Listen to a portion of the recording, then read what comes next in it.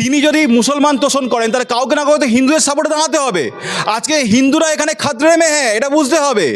আজকে বাংলায় এসে হিন্দুদেরকে ওপরে অত্যাচার করা হচ্ছে, এখানে মুসলমানরা হিন্দুদের ওপর অত্যাচার করছে। এটা তো বাংলাদেশ নয়, এটা তো ইন্ডিয়া, এটা ভারতবর্ষ। এখানে তো আমরা হিন্দুরা সংখ্যা গরিষ্ঠ, আমরা এখানে সংখ্যালঘু নই। আমাদের এখানে সংখ্যালঘু জোর করে করানোর চেষ্টা করা হচ্ছে এবং তাদের জন্য বিজেপি, RSS, শুভেন্দু অধিকারী, দিলীপ ঘোষ, সুকান্ত মজুমদার এরা লড়াই করছে, লড়াই করবে এবং আমরা তাদের সৈনিক হয়ে লড়াই করব। এবং এই ধান্দা বলা, এই ধান্দা বলা, এই চোর, এই ভাইপো, এই পিসি, তাদেরকে সবাইকে নিপাত যাওয়াবো, এই ওয়েস্ট বেঙ্গলতে তাদেরকে বিতাড়িত করব এবং লন্ডনে সৌরভ গাঙ্গুলি ফ্ল্যাটের পাশে একটা ফ্ল্যাট নিয়ে তাদেরকে সেখানে স্থায়ী বসতি স্থাপন করাবো। এই ওয়েস্ট বেঙ্গলতে তাদের বিতাড়িত করাবো। এটা আগামী দিনে আমাদের লক্ষ্য।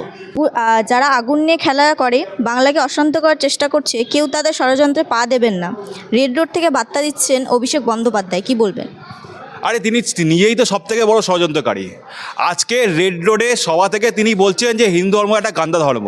আরে তুই নিজেও তো ভাই হিন্দু ধর্মে দীক্ষিত, তুই তো ব্যানার্জি টাইটেল নাকি? তুই আবার ওই বিকাশ কল্যাণদের মতন ধর্মতলার মুখে গরু খেয়ে বলিস না আমি হিন্দু হলেও আমি তো গরু খেতে পারি। আগে নিজের অবস্থানটা নিজে ঠিক করো, ঠিক আছে? এসব বড় বড় কথা রেড রোডের সামনে দাঁড়িয়ে বলে কোনো লাভ নেই। মানুষ তোমাদেরকে নিচ্ছে না। এই পিসি ভাইপো খুব তাড়াতাড়ি নিপাত যাবে ওয়েস্ট বেঙ্গল থেকে। তাই জন্য শেষ মুহূর্তে আর কটা মাস বাকি আছে 2026-এর মানে বিধানসভার নির্বাচনের জন্য, তাই জন্য শেষ মুহূর্তে এই ধরনের আজে বাজে কথা বলছে। আজকে তারা যে বলে যে বিজেপি সাম্প্রদায়িক উস্কানি দেয়, তারা নিজেই তো আজকে এই ঈদের যে রেড রোডের যে সবাই সেখান থেকে সাম্প্রদায়িক উস্কানি দিচ্ছে। কেন তারা মুসলমানদেরকে এই ধরনের কথাবার্তাগুলো বলছে? আমরা কারোর উপর তো ঝগড়া কষানি করতে যাই না, আমরা তো কাউকে জোর করে মারতে যাই না। তারা এই ধরনের উস্কানিমূলক কথাবার্তার জন্যই তাদের কর্মীরা আজকে মোতাবাড়িতে হিন্দুদের ওপর অত্যাচার করছে। আজকে মোতাবাড়ির প্রত্যেকটা গ্রামে পুরুষ শূন্য হয়ে গেছে, সেখানে মাত্র মহিলারা পড়ে আছে। সেই মহিলাদেরকে বলা হচ্ছে যে আপনারা শাখা পলা খুলে তবে আপনারা ইয়েতে থাকবেন, গ্রামে থাকবেন, নাহলে গ্রামে ঢুকবেন না। আজকে এই তৃণমূল সরকার যে কী পরিমাণ অরাজকতা সরকার, যে এই যে যারা আছে তারাই তৃণমূল সরকারকে ভোট দেয় বলেই 2000 টাকার বিনিময়ে এদের মা বোনেরা আজ তৃণমূল সরকারকে ভোট দেয় বলেই তাদের শুনতে খারাপ লাগছে, কথাবার্তা শুনতে খারাপ লাগছে। এটা আমরা বুঝতে পারি। সুতরাং এই যে কথাবার্তাগুলো তারা বলছে এই মঞ্চে দাঁড়িয়ে, সেটা আমি বলবো বেআইনি, অসাংবিধানিক কথাবার্তা। একজন সাংসদ ডায়মন্ড হারবার সেই ধরনের কথাবার্তা বলতে পারে না। আচ্ছা, মুখ্যমন্ত্রী মমতা বন্দ্যোপাধ্যায় বলছেন যে রামবাম আমাকে প্রশ্ন করে আমি হিন্দু কিনা, আমি উত্তর দিয়েছি আমি হিন্দু, মুসলিম, শিখ ও দিন শেষে ভারতীয়। ধর্মীয় মঞ্চে দাঁড়িয়ে কিন্তু তিনি এরকম রাজনৈতিক আলোচনা করছেন, বিরোধী দলদের তীব্র কটাক্ষ করছেন, কি বলবেন? তিনি নিজেকে বলেন আমি হিন্দু, আমি শিখ, আমি ইসাই, আমি মুসলিম সবই বলেন, ঠিক আছে? কিন্তু তিনি কি এটা বলেন যে আমি নাস্তিক? অ্যাকচুয়ালি তো তিনি সবথেকে বড় নাস্তিক। কারণ হিন্দু ধর্মে তিনি দীক্ষিত নন, তিনি হিন্দু ধর্মগ্রন্থ পড়েননি, তিনি বেদ, উপনিষদ এসব পড়েননি, তিনি গীতা পড়েননি। যদি পড়তেন তাহলে তিনি এই কথা কোনো বলতেই পারতেন না। হিন্দু ধর্মে যারা দীক্ষিত তারা কখনো বলেনি এই কথা, কোথাও লেখা নেই যে তুমি মুসলিম হতে পারবে, তুমি খ্রিস্টানও হতে পারবে, তুমি শিখও হতে পারবে, তুমি পার্সিও হতে পারবে। হিন্দু ধর্মে কখনো লেখা নেই।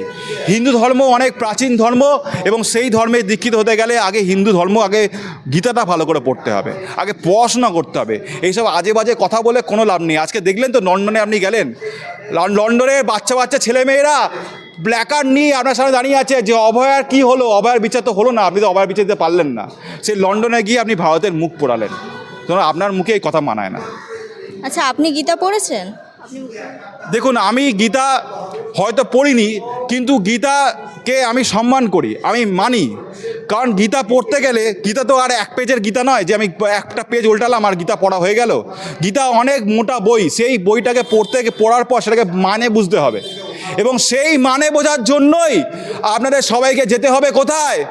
যেতে হবে ভারত সেবা সংঘের মহারাজদের কাছে, যেতে হবে আপনার রামকৃষ্ণ মিশনের মহারাজদের কাছে, সাধুদের কাছে। তারা আপনাকে মানে বোঝাবে।